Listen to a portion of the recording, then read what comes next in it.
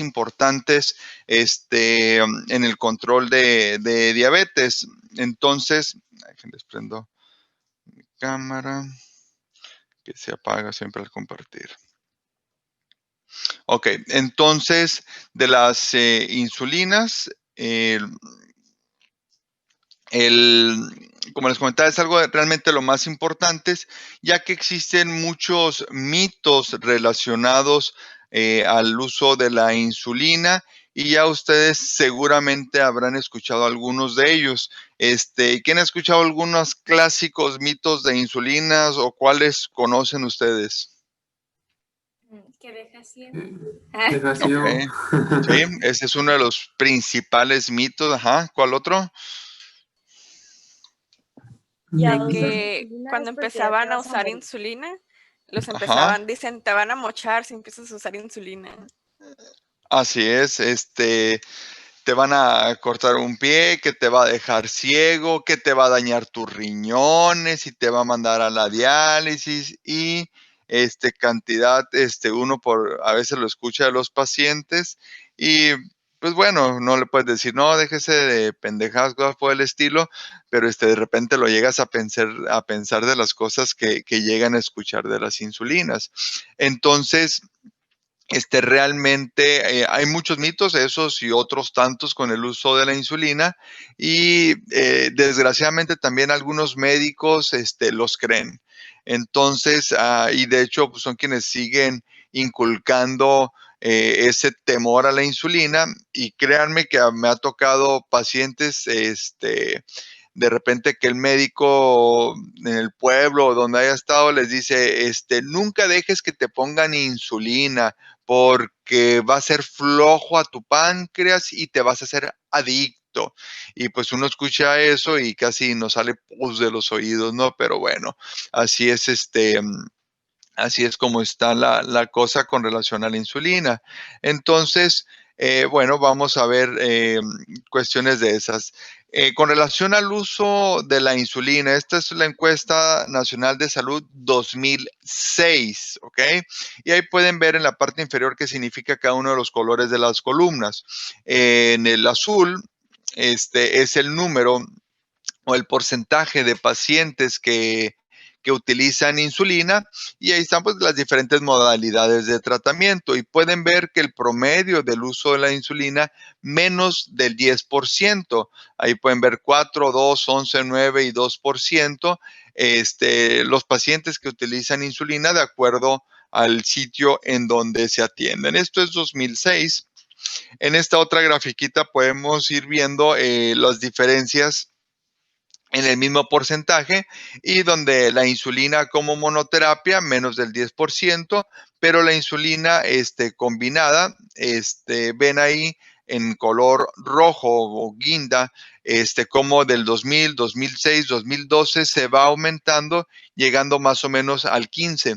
Ahorita anda casi en el 20% el porcentaje, el número de pacientes que está con insulina. Entonces, poco a poco se ha venido, créanme, desde poquito antes del 2010, sobre todo por la industria de medicamentos, por los laboratorios, todo ese plan de educación médica continua en cuanto a la insulinización temprana y créanme que he dado muchas pláticas con relación a la insulinización temprana, para tratar de quitar esos mitos y que el médico general sea capaz o tenga el conocimiento de indicar insulina en una etapa temprana y no hasta que ya todo, hasta que no haya solución o remedio para el control.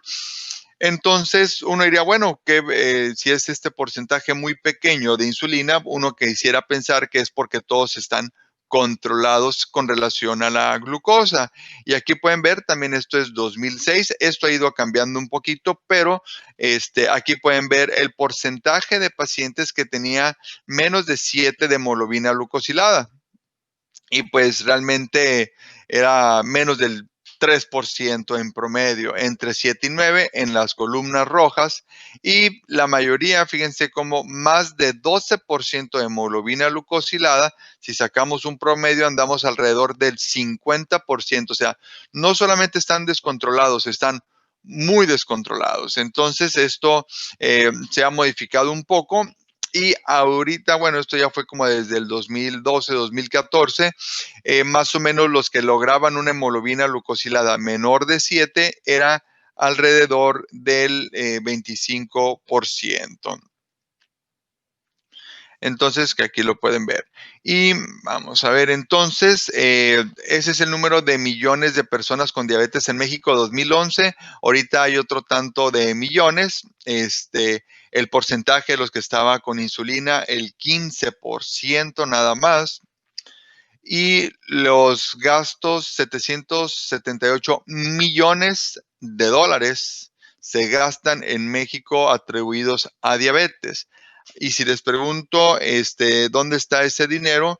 Principalmente o más o menos 2/3 partes del gasto en diabetes se va en atención a complicaciones, incapacidades y todo lo relacionado como gastos secundarios, pero no son gastos en la atención primaria o preventiva del paciente, desgraciadamente. Entonces, obviamente, tratar o pagar complicaciones es extremadamente o muchísimo más caro que un tratamiento adecuado en las personas con diabetes. Y la prevalencia esperada del 17 para el 2030, pero ya andamos alrededor del 15 en el 2020. Entonces, esta proyección seguramente se va a rebasar rápidamente. En este estudio, creo en alguna clase lo habíamos comentado, lo que viene siendo los estudios de prevención, de diabetes ya más antiguitos, lo que era el UKPDS, en el cual se daba tratamiento a los pacientes, ya sea tratamiento convencional o tratamiento con insulina, pero este estudio ya tiene, si ven aquí en la fecha de publicación de 98, vean desde cuándo se inició este estudio, por lo tanto, las herramientas para el tratamiento de estos pacientes estaban muy limitados, era metformina, sulfonilurea y insulinas. Pero lo que quiero oír con esto es de que el tratamiento o las mejorías en el control glucémico reduce el riesgo de complicaciones, y aquí ven la reducción del riesgo de los diferentes colores, ya sea enfermedades asociadas a diabetes en general, enfermedad microvascular y el infarto al miocardio. Y aquí quiero aclararles este punto. La enfermedad microvascular son algunas de las complicaciones crónicas, que es la retinopatía, nefropatía y neuropatía. Esas serían las complicaciones microvasculares. De esas complicaciones, el control glucémico es las que mejor ayuda a prevenirlo. Sin embargo, en cuanto a las complicaciones que nos dan mayor mortalidad son las macrovasculares, enfermedad vascular cerebral o el infarto. Y en esas no hay una prevención tan importante con el control glucémico, porque para ellas hay otros factores de riesgo como la hipertensión, la obesidad y la hipercolesterolemia, tabaquismo. Entonces es más multifactorial, a diferencia de las microvasculares, que sí dependen más del control glucémico. Aquí comentarles en este estudio, en esta seguimiento, después de que se terminó el estudio, 97, 20 años de seguimiento, se quedaron ya sin intervención. O sea, ya no hubo control, grupo control ni grupo de tratamiento, ya se acabó el estudio, cada quien a su casa, cada quien el seguimiento como acostumbre o como quisiera llevarlo, ya fuera de protocolo. Entonces, los que estaban bien controlados se descontrolaron un poquito, y los que estaban en el tratamiento convencional mejoró el control. Entonces, las curvas o los niveles de hemoglobina glucosilada se emparejaron. Y 10 años después de eso, de estar sin intervención, se trató de buscar a todos los pacientes y ver qué desenlaces habían tenido a 10 años. Y se vio que, a pesar de que ya habían perdido el control glucémico, muchos de ellos, y otros mejorado del otro grupo, vieron que, a pesar de eso, la reducción de complicaciones se mantenía. O sea, el riesgo de tener complicaciones era menor a pesar de que te descontrolaras. Entonces, esto vino a definir de lo que viene siendo la memoria metabólica. en el cual si tú controlas muy bien a tu paciente los primeros años de la enfermedad, obviamente hay que tratar de controlarlo siempre, pero si en un futuro llega a perder control, no se complica tanto como aquellos que siempre han estado descontrolados, ¿ok? Entonces, es importante ser estrictos en el control glucémico al principio de la enfermedad. Y por eso viene el desarrollo de las insulinas y esto más o menos es la línea en donde tienen el aislamiento, el descubrimiento de la insulina en 1922. Después Hagedorn le agrega lo que viene siendo las modificaciones para una insulina de liberación prolongada, que para el 40 se hace la insulina NPH. Después vienen las insulinas lentas, que de esas ahorita no existen, no hay disponibilidad o ya no existen, que eran insulinas en las cuales se les agregaba mucho zinc para mantenerlas unidas los monómeros de la insulina y aumentar su vida media, pero bueno, ya no se utilizan. 1977 viene la técnica recombinante y es hasta la década del 2000, ahora sí que empiezan los análogos de insulina y en estos análogos la primera de ellas es la insulina glargina. Este es el primer paciente que recibió insulina, Leonard Thompson, que aquí pueden ver una foto antes del tratamiento y después del tratamiento ven al niño rechonchete.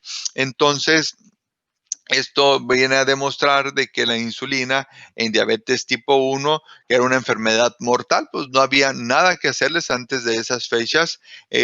Simplemente les daban agua y esperaban a que muriera de cetoacidosis el niño, que lo cual no llevaba realmente mucho tiempo. Era una enfermedad mortal. Con la llegada de la insulina, pues realmente hay una franca mejoría, aunque es una molécula no purificada en aquel tiempo de extracto animal que tenía muchos problemas. Sin embargo, les ayudaba mucho a los pacientes. Ahora, uno de los problemas que les comentaba asociados a los mitos de insulina es el retraso en el inicio de la insulina. Y aquí pueden ver, ¿qué dice la diapositiva? Dice, cuando tenían más de 8% o cuando tenían más de 7% de hemoglobina glucosilada. Y este número son los meses de retraso de insulina. ¿Eso qué significa? Son los meses en que el paciente ya tenía indicación de darles insulina y a pesar de tener la indicación, no se la daban. ¿Por qué? Por la justificación que ustedes quieran. Entonces, ahí está el retraso en dar una terapia que intensifique el tratamiento para lograr el control. Entonces, en promedio, hasta 5 años se tardaba el inicio de la insulina. Y ahí están las barreras o las limitaciones. Y esto es bien interesante porque los pacientes le hacen una encuesta de cuáles son las barreras para empezar insulina y se la hacen a pacientes y se la hacen a médicos. Y ustedes pueden ver en rojo el porcentaje de pacientes que se preocupaba por alguno de estos conceptos, que si la insulina engordaba, el temor a la hipoglucemia, dolor por la inyección y el dolor por las pruebas de sangre, que serían las glucometrías. Y aquí pueden ver que realmente el preocupado es el médico. Al paciente no le importa tanto si le dicen, es que si la insulina engorda, el más o menos 15% de los pacientes, pero el 30% de los médicos. Así como que, pues, la principal barrera era el médico. El temor a la hipoglucemia, el paciente no le tenía temor, el médico sí. Dolor por la inyección, el paciente tampoco se preocupaba por eso, pero el médico sí. Y dolor por las pruebas de glucosa, el paciente tampoco le importaba y al médico sí. Entonces, la principal barrera para indicar insulina somos los médicos, no son el paciente. ¿Okay? Entonces, entrando a la insulinización. ¿Qué es lo que debo de saber antes de dar insulina a un paciente? Las cuestiones obviamente de farmacodinamia de las insulinas, tanto convencionales como análogos, y esto lo podemos ver a razón de, a manera de preguntas. Primero es el por qué, las indicaciones del uso de la insulina, ya que tengo la indicación que, ok, este paciente necesita insulina, la siguiente pregunta es, ¿cuál le pongo de todas las que tengo disponible?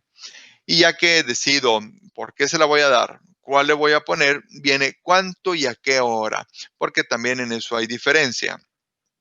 Ya que decido cuánto le voy a poner y a qué hora, obviamente como parte de esa decisión, me tengo que hacer la pregunta si tiene alguna otra enfermedad ese paciente, si es un niño, si es una mujer embarazada, si es una persona mayor, se reinfartó hace poquito, tiene insuficiencia renal, etcétera, etcétera. Y ya que tuve todas esas respuestas, me tengo que preguntar cómo le voy a hacer el ajuste a la insulina a ese paciente o con la insulina que le inicio ya se queda todo el tiempo hasta la siguiente cita y en qué momento se va a monitorear su glucosa. Entonces, con relación a la clasificación de las insulinas, aquí tienen por estructura, tenemos a las insulinas humanas y los análogos de insulina. Por cuestión a farmacocinética, las de acción rápida, acción corta, la intermedia NPH, prolongada, ultra prolongada y las mezclas de insulina rápida e intermedia. Y con relación a su potencia, las que tenemos disponibles, la mayoría son U100 y el resto son U300. Bueno, y hay una U300. Entonces, ¿alguien me quiere decir qué significa U100, U300?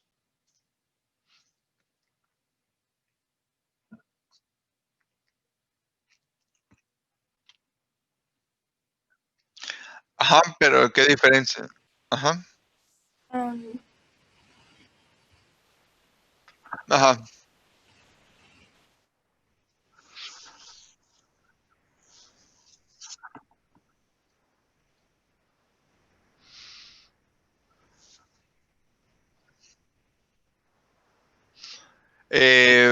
Más o menos, o sea, sí por ahí andas, aunque no exactamente la unidad de medida. Bueno, la unidad de medida están, y es que no son miligramos, son unidades, son 100 unidades por cada, y no es decilitros, por cada mililitro. ¿Ok? Entonces, eso significa la concentración o potencia. Eso es importante, sobre todo en México recientemente. Les explico por qué. Y habitualmente las insulinas aquí es una unidad, perdón, 100 unidades en un mililitro. Y las jeringas que da el IMSS, todas vienen graduadas a esa dosificación. 100 unidades, un mililitro, entonces le pones 0.5 mililitros, son 50 unidades, 0.2 mililitros, 20 unidades, y así todos felices y contentos con la que es U100. Y así eran todas hasta hace unos 3 años. De 3 años para acá viene la glargina U300. Eso significa que por un mililitro hay 300 unidades. Entonces se multiplica esa concentración en el mismo volumen. Y aquí es donde empezaron a prestarse algunos errores en la dosificación. De ahí que la insulina U300, glargina U300, nombre comercial es Toujeo, se escribe como Toujeo. Esa insulina se indica nada más con la pluma, con el dispositivo en el cual viene para administrarla.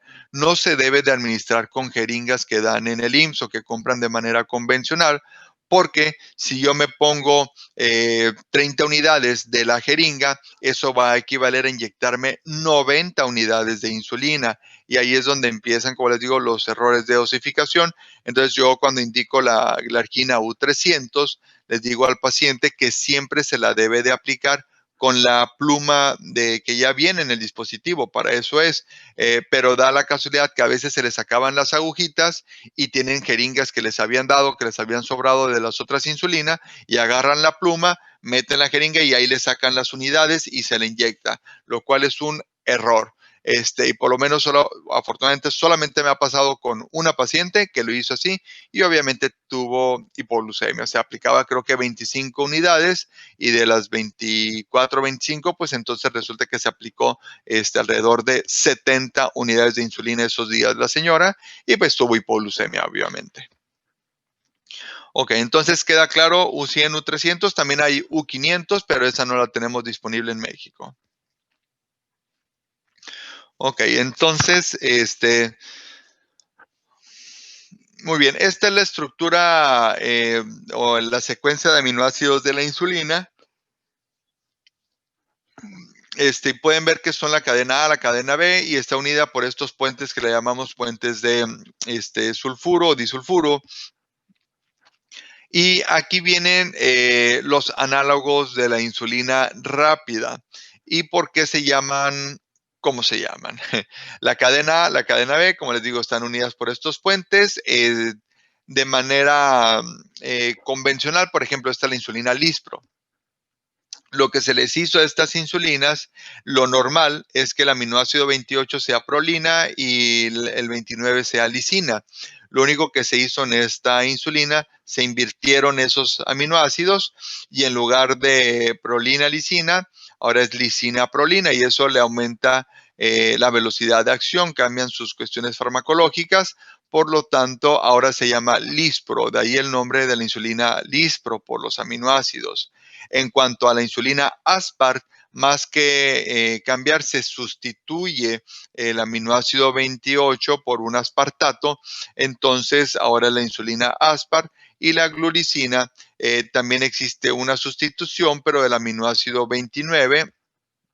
Entonces, de ahí el nombre de la glulicina, Aspart y Lispro. Entonces, es muy sencillo del por qué se llaman así y todas cuentan con las mismas propiedades farmacocinéticas.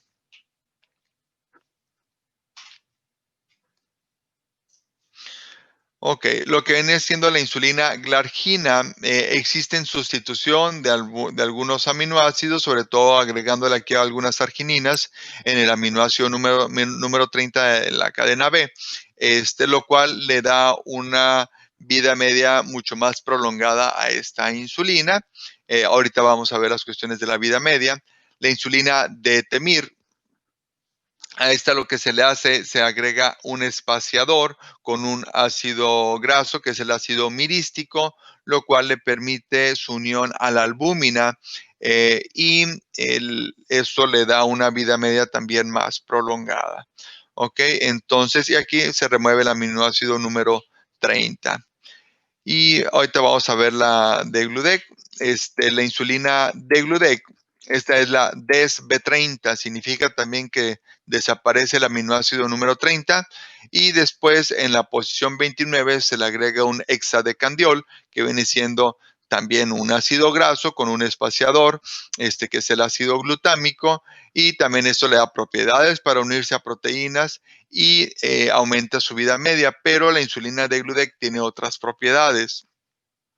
La insulina degludec está normalmente una insulina, pues es un monómero, viene siendo una estructura, vamos a regresar la diapositiva. Aquí vemos cómo esta es una molécula o un monómero de insulina, el cual pasa rápidamente la membrana capilar. Habitualmente cuando se inyectan la insulina en los dispositivos, esta manera de hexámeros, o sea, hace 6 monómeros. Y si tenemos 2 hexámeros, entonces tenemos un dihexámero o bihexámero. Y si tenemos muchos de estos, este es un polihexámeros o tendríamos bastantes moléculas. La forma, si los unimos a estos, vamos a tener mucho peso molecular, como podríamos ver acá, el tamaño de más de 5,000 kilodaltons, y eso va a modificar la absorción de las insulinas. Entonces, esto es más rápido y esto es más lenta la absorción. Entonces, aquí lo importante es que del monómero tenemos a los dihexámeros, al hexámero, que es como se va uniendo. Y si regresamos a la estructura en cómo está de manera natural, digamos, dentro de la solución de la insulina, esta manera de bihexámeros las moléculas, pero en la parte central tienen ese circulito amarillo que representa el zinc, lo cual permite que estos 6 monómeros se mantengan unidos formando un hexámero. Y además, solamente en uno de los extremos le agregan un fenol, lo cual hace que se cierre esa estructura. Pero en un extremo, el otro extremo está abierto y eso le permite unirse con otro hexámero. Entonces, en la manera de solución están en dihexámeros. ¿Queda claro esta manera de cómo está la insulina en la solución de Gludec? ¿O alguien tiene alguna duda? Está claro. Creo que todo claro. Todo claro. Bueno, entonces continuamos. Mande. ¿Nadie? Ok, entonces si no hubo dudas, si alguien tiene dudas me dice. Entonces, así es como está en solución. Como les digo, tiene este fenol, que es un alcohol que mantiene cerrado el otro extremo para que no se le sigan uniendo moléculas de insulina. Entonces, al momento de inyectarlo en el tejido celular subcutáneo, el alcohol en la grasa se disocia de una manera muy rápido. Entonces, al disociarse, como lo vieron aquí en el esquemita, el alcohol sale volando, permite que cambie esa conformación o esa estructura, se abre y permite que se haga una unión entre esos diexámeros. Entonces nos va a dar una cadena de poli o multihexámeros bastante prolongada, y esta unión va a ser bastante estable. Entonces, porque ya se fugó, se liberó el alcohol y el zinc que mantiene a los hexámeros unidos, y además las otras partículas o estructuras que se le agregan a la insulina le permiten esa unión. Entonces, ya en el tejido celular subcutáneo que tenemos este multihexámero de manera regulada o solita, se va a ir liberando el zinc, lo cual permite liberar a las moléculas de insulina, permitiéndole a la insulina de Gludec una vida media muy prolongada o ultra prolongada. Entonces, y aquí me faltó poner la insulina Glargine 300 en esta diapositiva, pero bueno, ahorita le vamos a ver un poquito más de esas insulinas. Entonces, de los análogos tenemos el inicio de acción, el pico de acción, la duración de acción, ¿ok? Y pueden ver que en las de ultra rápida, también aquí hacerles un comentario. La insulina humana R regular, o la R significa regular, no rápida. A veces ahí hay mucha confusión. Las insulinas que las conocemos como rápidas o ultra rápidas son los análogos, lispro, asparglulicina. La que da el seguro, la insulina humana isofana, que le llaman regular o R, es de regular, no de rápida. Digo, nada más cuestiones ahí de términos. O también le conocen como, pero no, es regular, digo, para que no se confundan. Entonces, los análogos de la insulina tienen su inicio de acción entre 5 y 15 minutos. El pico máximo de acción se va a dar entre los 30 y los 90 minutos, y la duración de acción de 3 a 5 horas, promedio 4 horas. Y esto pueden encontrar que de un texto a otro existe una variación en cuanto a minutos, una hora, por ahí, de acuerdo al texto que vayan leyendo. Con relación a la insulina Glargina, su inicio de acción promedio es 4 horas, lo mismo que de Temir y lo mismo que de Gludec. No tienen pico de acción, en teoría, tampoco la de Temir, pero se da un pequeño pico entre las 6 y las 14 horas de haberla aplicado. Y la duración de acción, o por lo menos efecto farmacológico de la Glargina, cumplimos 24 horas. De la de Temir, más o menos llega a las 20 horas, difícil cubre las 24. La insulina de Gludec cubre hasta 42 horas y la insulina Glargina U300, 32 horas. Si lo queremos ver de manera gráfica, así es como actúan las insulinas en cuanto al inicio, pico y tiempo de acción. Y eso es importante, obviamente, que sepan estas características a la hora de prescribir la insulina y a la hora de contestar exámenes.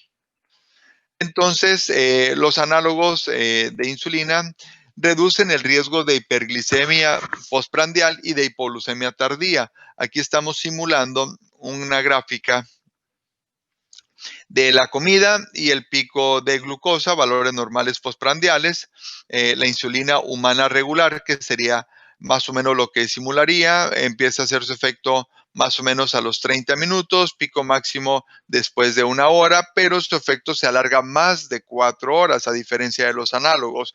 Y más o menos aquí está un poquito exagerado, pero puede ser 6, 7 horas el efecto de la insulina regular.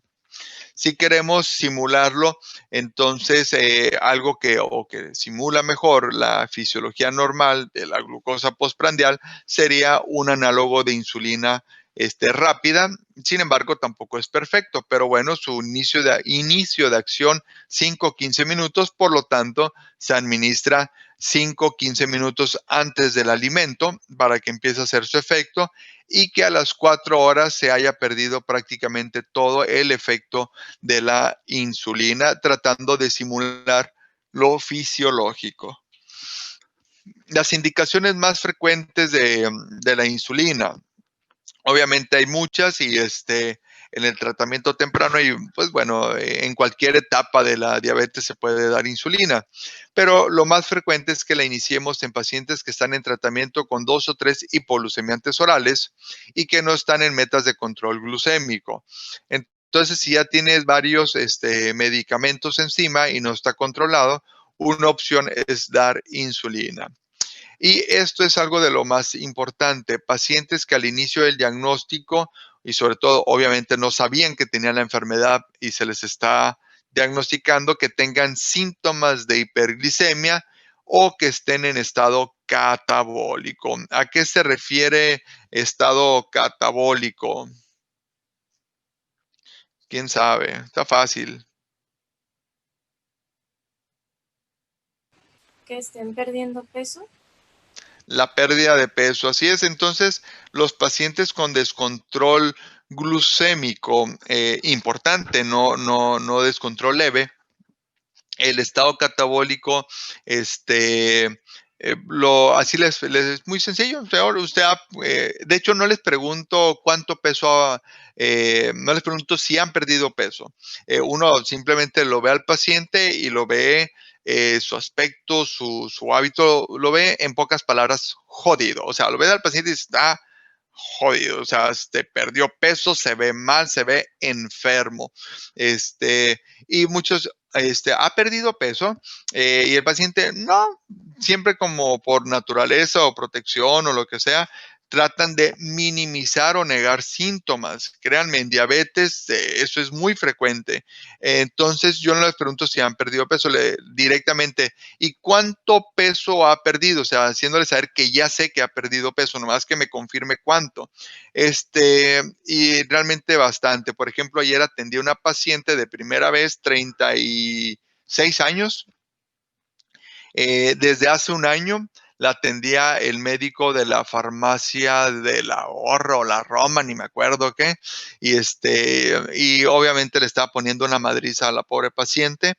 Tenía hemoglobina glucosilada más de 13, 13.2, 13.6. Imagínense el grado de descontrol de la mujer. Y además tenía un pinche hipertiroidismo bien prendido, diagnosticado por su médico de farmacia desde hace más de un año. ¿Okay? Eso fue como en septiembre, agosto 2019. Ya había perdido más de 15 kilos. Estaba con pastillitas tomadas, la paciente obviamente muy descontrolada, pero tenía más de 13 hemoglobina glucosilada. Le estaban dando el Zigduo, que es dapagliflozina con metformina, y ya tenía 3 gramos de metformina encima la señora, con dapagliflozina, o sea, para que pierda más peso, para que esté orinando, sus síntomas de hiperglicemia, o sea, para acabarla de chingar. Y el hipertiroidismo tomaba solamente una tableta de Thiamazol, y la paciente bien hipertiroidea, o sea, por ambos lados perdiendo peso. Ya se imaginarán cómo la veo. La madre, o sea, estaba pobrecita, muy enferma y se sentía, si así se veía, imagínense cómo se sentía ella. Entonces me dice, digo, no, ni me diga, le digo, tienes dolor de cabeza, mareo, debilidad, pérdida de esfuerzo, te levantas en la noche a orinar, boca seca, pierdes peso. Sí, doctor, todo eso, tienes palpitaciones, taquicardia, temblor, todo, sí, diarrea, sí, o sea, pobrecita.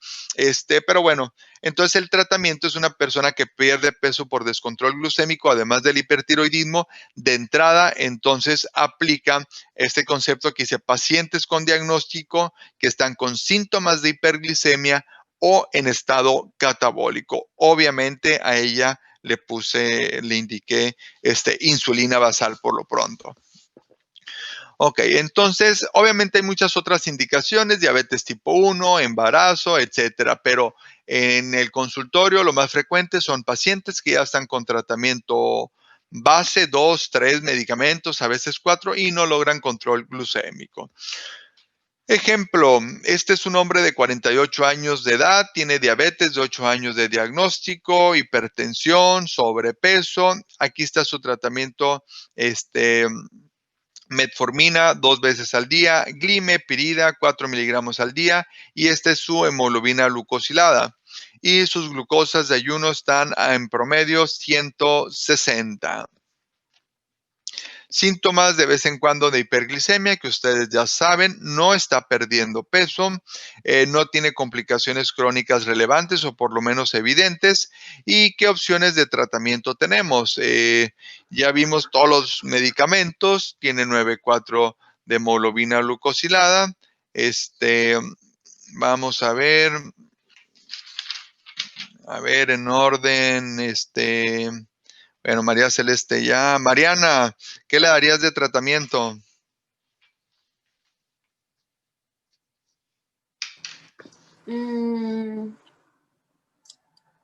La mando al endocrinólogo. Pues se me ocurre, como tiene sobrepeso, hipertensión, no me acuerdo bien de la escala, pero supongo que ya tendría ahí un poco de riesgo cardiovascular. Así que le daría un GLP-1. Ok. O algo que tenga como protección cardiovascular. Ok, sí, aquí las combinaciones, la paciente tiene síntomas de vez en cuando de hiperglicemia, no está perdiendo peso. Entonces, de las opciones de tratamiento, sí, una opción podría darle un GLP-1. ¿Y qué beneficios tendría? Pues que pierda peso, aunque un paciente tiene diabetes, tiene sobrepeso, hipertensión.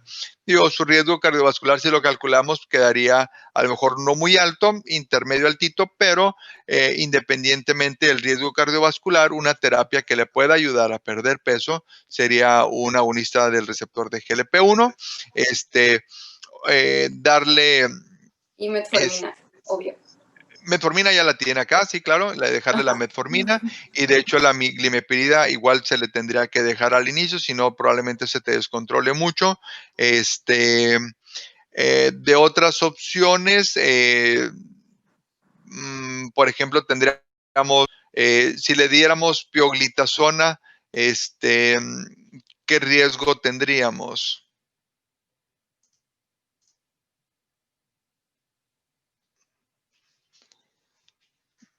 ¿Qué pasaría con pioglitazona? ¿Vale la pena? ¿No vale la pena? ¿Se la damos? ¿No se la damos? A ver, ¿quién sigue? Mariana. Héctor, ¿qué opinas de pioglitazona en el paciente? Que podría aumentar de peso. Ok, suena una opción buena en cuanto a la resistencia a la insulina, es potente, es efectiva. Ahí el contra es la ganancia de peso. ¿Qué otra opción le tendrías tú, Héctor? Entonces dijimos que el LP1 puede ser una opción, y les digo que aquí no siempre puede haber varias opciones correctas. No es una receta de cocina, hay varias opciones. Hay cosas a veces que de plano sí no podemos hacer, pero a la mayoría de las veces tenemos más de una opción. ¿Qué otra opción podrías intentar? Con un inhibidor de la DPP. Inhibidor de la DPP. Sí, aunque yo no se lo daría probablemente. ¿Por qué? Porque si tiene 9,4 de hemoglobina glucosilada y quiero llevarlo a 6.5, tengo que bajarle 3 puntos de hemoglobina glucosilada. Entonces, un inhibidor de la DPP4 probablemente me quede a la mitad del camino en cuanto al control glucémico. Y no es un fármaco que me vaya a ayudar en la pérdida de peso. Entonces, probablemente no le vería mucho beneficio y además tampoco tiene beneficio cardiovascular. Entonces, se le podría dar si lo tiene gratis, sin embargo, no sería una de mis primeras o segundas alternativas por el grado de descontrol que tiene. ¿Perdón? ¿Es el EGT2, que es el que está a la par del GLP-1? SGLT2 preferiría yo darle un SGLT2 que un inhibidor de DPP4, aunque también es probable que me quede corto en cuanto al control de la glucosa. No tienen tanta potencia, o sea, sí va a bajar, sí va a mejorar, puede perder un poco de peso, pero muy probablemente no lo lleve a metas de control. ¿Ok? Entonces, pero podría ser otra opción en cuanto a la pérdida de peso. Y la tercera opción viable, obviamente, es la insulina. Entonces, la que tiene más probabilidades de controlar al paciente sería insulina y GLP-1. Los demás sí van a ayudar. Sin embargo, que logre el control sería un poquito más difícil. Entonces, tenemos esas opciones de tratamiento y aquí se decidió dejarle insulina en el paciente. ¿Por qué? Porque era la opción más viable en cuanto a reducción de hemoglobina glucosilada. Entonces, si decidimos darle insulina, entonces tendríamos que ver cuál le vamos a dar. Y Guillermo, ¿cuál le darías?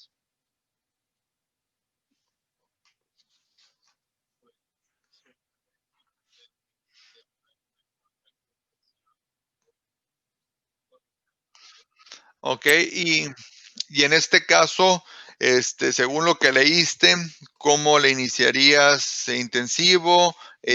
¿Convencional tranquilo? ¿Cómo empezarías tú, según el caso del paciente? ¿Ya estás en tu consultorio? ¿Ya estudiaste?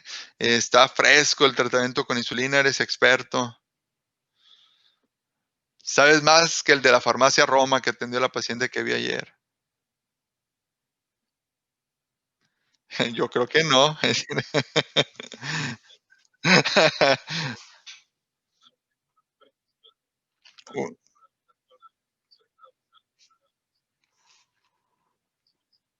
Una premezcla. ¿Cuáles premezclas conoces?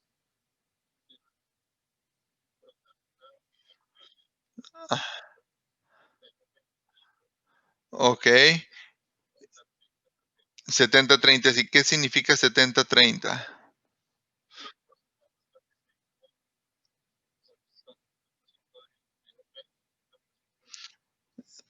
Ok, pero NPH.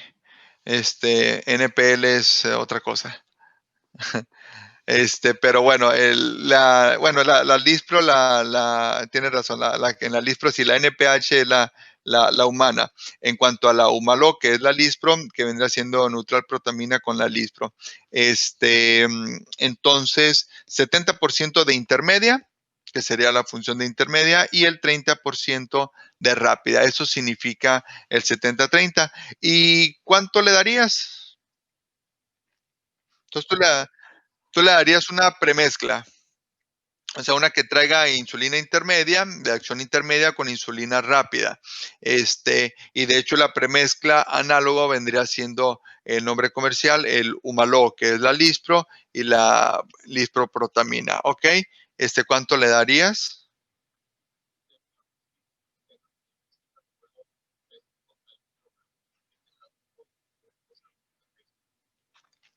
Punto 0.55. Este hombre pesaba 80.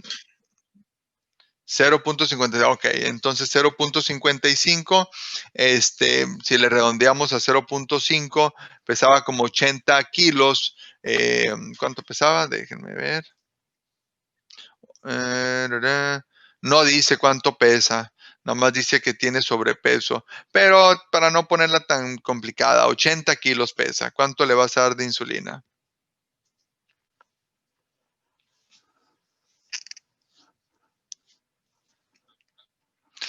Está 80 por 0.5, no manches. Eso se lo sabe mi sobrinito de primaria. ¿Cuánto?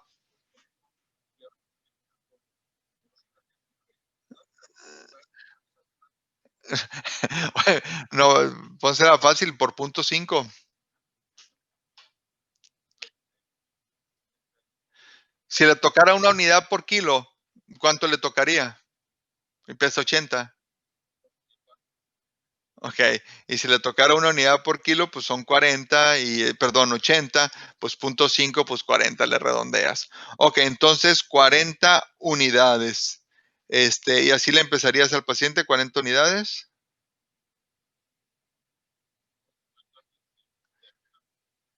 Digo, porque le estás calculando la dosis de insulina por kilogramo de peso. Pesa 80. Entonces, eso le corresponde a 40 unidades. Aquí el problema, ok, tú dices, bueno, ya tengo 40 unidades. ¿Cómo se las voy a aplicar? Y si le quiero poner una premezcla, una 70-30, ¿cómo va la cosa? ¿Cuánto le pongo en la mañana, en la tarde, en la noche? Ahí es donde se empieza a complicar la cosa. Sí, ya sé. A ver, vamos a ver quién sigue. Ivonne, Julieta, ¿qué opinas tú del tratamiento? ¿Qué le darías? Y Guillermo le da 70-30. Yo para iniciar le daría una o de acción prolongada o de acción intermedia una vez al día. Y Ok, las entonces, dosis que yo leí sería de 0.2 unidades por kilogramo de peso al día. así es. Entonces, tú no le darías una premezcla. Por lo que entiendo, tú le darías un análogo basal prolongado, Sí, y la dosis de 0.2 unidades por kilogramo. sí, Ok, al día. ¿cuánto le toca a este paciente? Pesa 80 kilos. Me saco la calculadora. Es 80 8 por por 2, 2, 16. por 2, 16. Y si le ahí está. Entonces, le tocarían 16 unidades, ¿ok? Entonces, pues así de fácil. Entonces, si le tocara 0.1, pues de 8 por 1, pues 8 unidades, ¿no? Entonces, le tocan 16 unidades. ¿A qué hora se la pondrías? Se la pondría en la noche o en la mañana. O en la mañana. Ok, vamos a ver. Y Telma, ¿tú qué harías? Ya alguien dijo premezcla, alguien dijo basal análogo a dosis de 0.2 unidades por kilogramo. A ti, ¿tú qué le pondrías a tu paciente?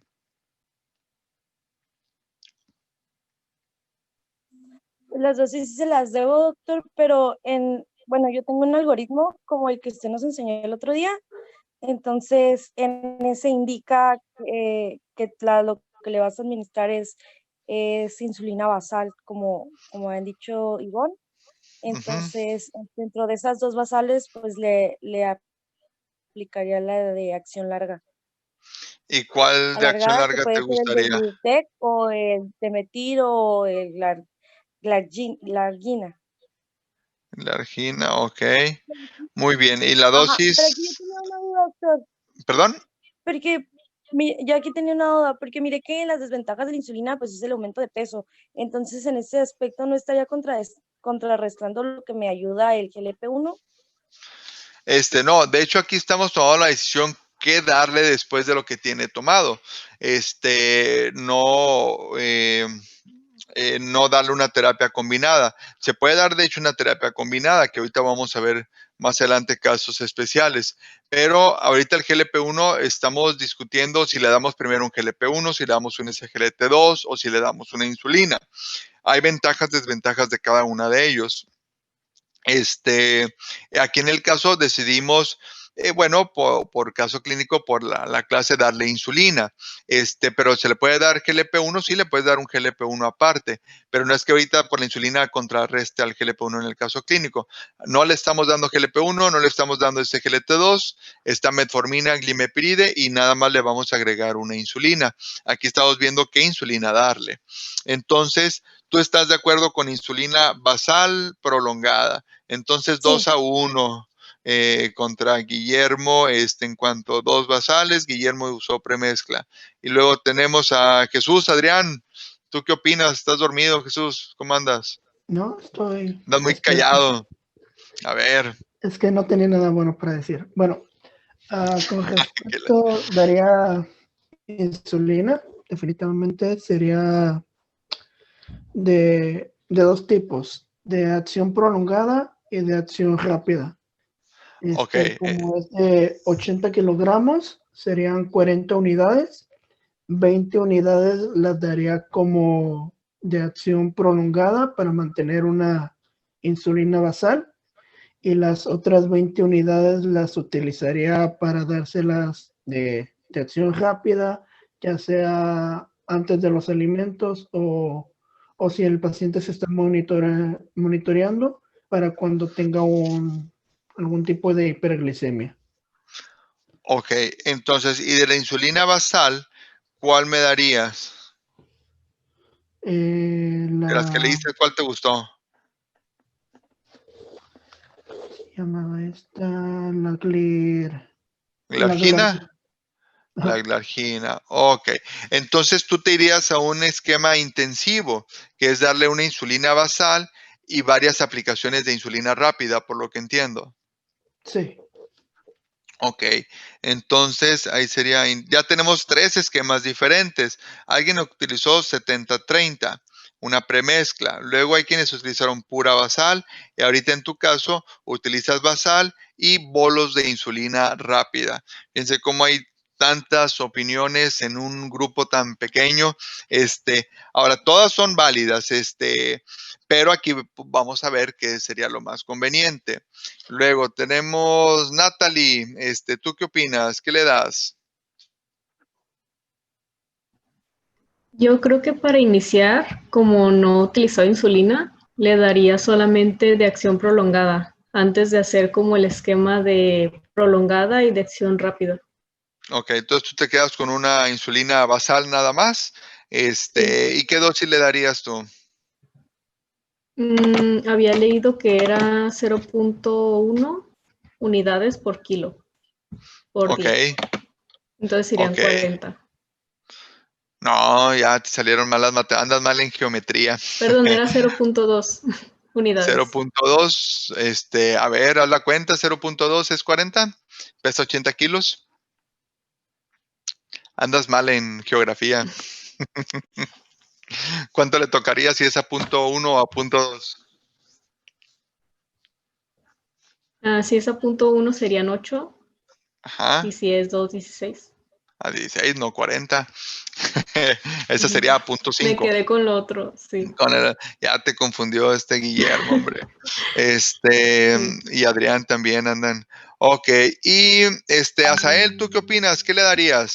Híjole, insulina de acción intermedia me parece bien. NPH Ok. de preferencia. Bueno, sí, la dosis es de 0.1, 0.2, pero leí también que se puede iniciar con una dosis estándar de 10 unidades. Entonces, creo que me iría por la de 10 unidades y por el momento solamente ver cómo se controla la glucosa de ayunas con la pura basal de NPH. Ok, entonces tú le darías basal de NPH, una sola aplicación. Sí. Ok, ¿y se la aplicarías en la mañana o en la noche? Híjole, iniciamos en la mañana. En la mañana, pero ¿quieres que se controle el ayuno? Sí, yo estaría esperando de que pues los siguientes días estuviera controlada la glucosa de ayuno. Ok, ahí te va. ¿Cuánto dura el efecto de acción de la NPH? ¿Cuánto dura el efecto? 4 horas, ¿no? No. No, estamos aquí. 12 El horas. tiempo de acción. 12 horas. 12 horas. Promedio son 12 horas, puede alargarse un poquito más. Entonces, y tenemos un pico de acción entre 4 o 6 horas, más o menos el pico de acción. Pero bueno, tenemos un efecto promedio de 12 horas. Si le pones la insulina en la mañana, 8 de la mañana, ¿a qué horas del día ya no tiene ese efecto, pues 8 de la noche, en teoría. Entonces, y me acabas de decir que quieres controlarle la glucosa de ayuno, de cuando el paciente despierte. Entonces, ¿en qué momento sería indicado darle la insulina? En la noche. En la noche, así es. Entonces, tú mismo lo dijiste que querías controlar el ayuno. Entonces, si le vas a dar una insulina que está considerada como insulina basal, la NPH, pero su efecto es máximo 12 horas, digo, se puede alargar un poco, pero cerramos números, 12 horas, si se la pongo en la mañana, pues me va a ayudar a controlar la glucosa durante el mañana, mediodía, tarde, y terminó su efecto. Y la cena y todo, y la producción hepática de glucosa por la noche se eleva, por lo tanto, llega el ayuno y voy a tener descontrol glucémico. Por lo tanto, si decido darle NPH, en una sola dosis, de preferencia se la daría en la noche, 8 de la noche, para que me haga mi efecto toda la noche, el ayuno, el estado posabsortivo, para que mi glucosa de ayuno sea lo más controlada posible. Ok, ¿sí? ¿Es posible entonces, digamos, dividir la dosis en la mañana y en la noche? ¿Una en la mañana y en la noche? Sí, claro. En el día y en la... Ok. Así es. Entonces, y vamos bien. ¿Y tú, Rodrigo, qué harías? Ya tenemos 4 opciones de tratamiento. Pura basal, 70-30, basal y bolos, y NPH, dosis nocturna. ¿Y tú qué dices, Rodrigo? Yo me quedaría en la basal porque va iniciando el tratamiento con la insulina, entonces quisiera ver cómo empieza a reaccionar y posterior haría el cambio o adaptarlo a otro esquema. Ok, ¿y cuánto le darías de basal? A los 16 unidades que habían comentado. O sea, hace 0.2 unidades por kilogramo al día. ¿Y a qué horas le darías tú la insulina? ¿En la mañana, en la tarde o en la noche? Pues como va a ser, yo pondría una prolongada, lo daría en la mañana para que tenga como toda la cobertura de todo el día. Ok, entonces, ¿y de las que le diste, cuál te gustó? La de Determin. La de Temir. Aunque no cubra 24 horas, que dicen, ya eso no vas para llevar la contra, vamos a poner de Temir. Pues 16, 20, pero yo calculo, bueno, las otras 4 horas ya está dormido. Acá, ¿y dormido no tiene diabetes? Sí, pero ya controlaría. Ok, bueno, entonces, bueno, por democracia y como estamos en un régimen morenista en donde es por dedo, aquí vale madre la evidencia, aquí es lo que diga el pueblo, ganó creo que la insulina basal. Entonces, bueno, todos los esquemas son adecuados, pero bueno, vamos a ver qué se hizo en este caso. Y este caso, bueno, es obviamente un caso hipotético, nada más para ir mostrando beneficios de cada uno. En este caso, y aclaro, no es que esto hubiera sido lo único correcto, voy a llevarlos de menos a más. Supongamos que se le inició solamente insulina NPH, como lo comentó Asael.